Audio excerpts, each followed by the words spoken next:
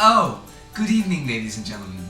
Welcome to the first installment of our classical student profile. Tonight's profile, Charles Felder.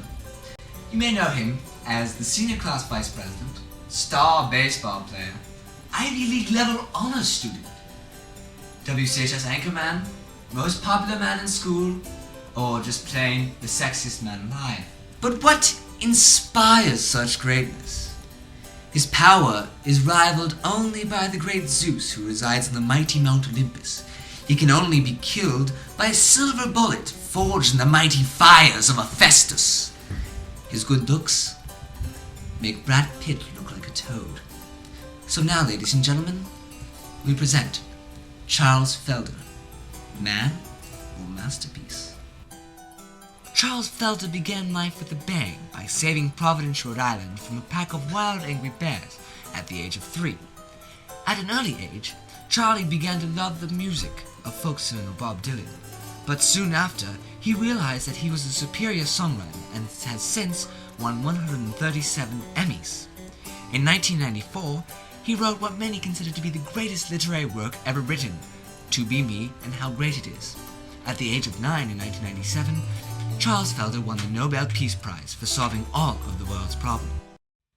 You know, I grew up with Charlie Felder. Yep, I met him in elementary school, in Alfred and Schechter Day School. Those are the days. I went there with him until he moved to Arizona when I was in 7th grade. What followed were dark years. 3 dark years. I don't even remember what happened. Nothing really notable. Down point in my life. Well, Charlie, or as the name I invented, Chabes. What to say about Chabes? The man's amazing. He really is. Everything he does is amazing, and he does everything. But in 11th grade, Charlie Felder came back. He returned in his glory from Arizona with tons of great stories. I remember all of his stories. But what I'll never forget are the crowds that showed up at the airport to meet him. It was amazing. Scores of people just showed up and cheering and chanting, and the girls, they swooned. Boy, did they swoon. Like I said, Charlie is amazing, and he knows it. He knows he's amazing. He just never admits it.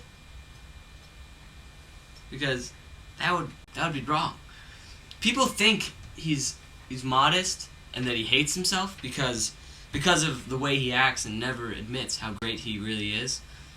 But honestly, Charlie's the friendliest guy I've ever met. But you'd never hear him say that. He immediately became the most popular kid at classical high school. Just soon after he came, he became senior class vice president, and he was voted on prom court. I must say, he was the most attractive guy in school. He had a really cute butt. The bear incident, yeah.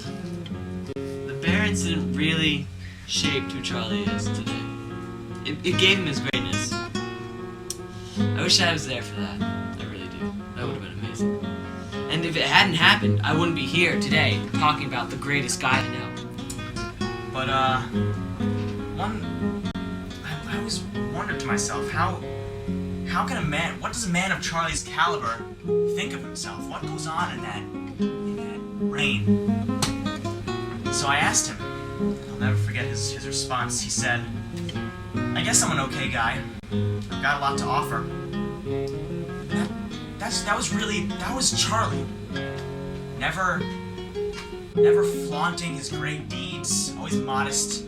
He only said he was an okay guy. That's quite an understatement. Boy, he had a lot to offer. And now you have it, folks. The story of the greatest man alive, Charles Felder. Make sure to join us next week when we talk about the way things work. Do do do do do do.